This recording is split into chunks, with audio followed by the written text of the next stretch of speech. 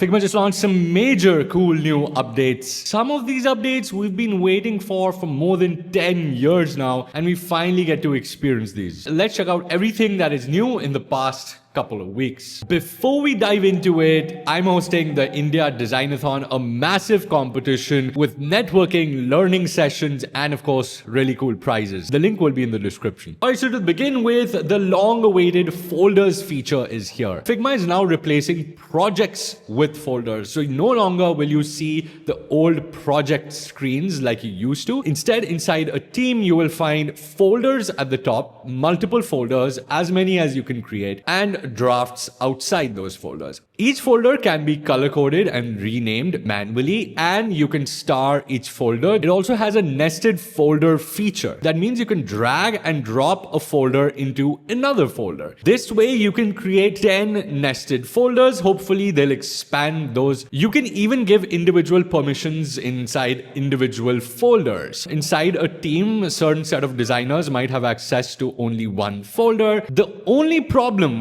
with this update is that nested folders is only available to premium users.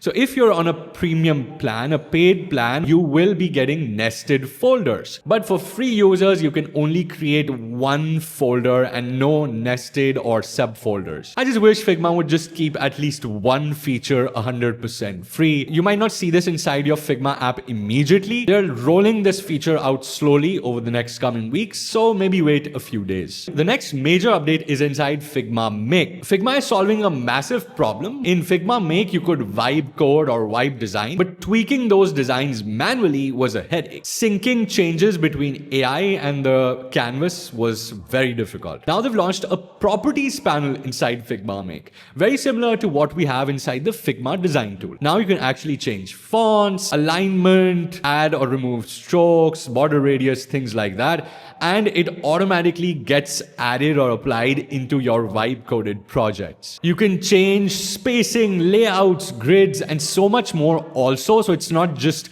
cosmetic, it's also based on the layouts as well. Another cool feature inside Figma Make is the annotations feature. So just like annotations in Figma Design or Figma AI, you can sort of leave these comments for AI, and based on where that comment was left or what context has been given to the AI, it will again auto apply it from the AI panel on the left. So you can get many different changes at once without having to reprompt again and again. A huge time saver, and you can even save on credits. So it's a cost saver as well. You can now run simultaneous image editing and generation at one go. So instead of having to edit one image at a time with Figma AI, you can actually select an image, give a command to tweak or change that image with Figma AI, and then jump onto the other image without having to wait for the first image to load or first image to get tweaked by the AI. Figma is bringing the biggest design event of the year all the way to India. If you're an Indian viewer, which a lot of you guys are,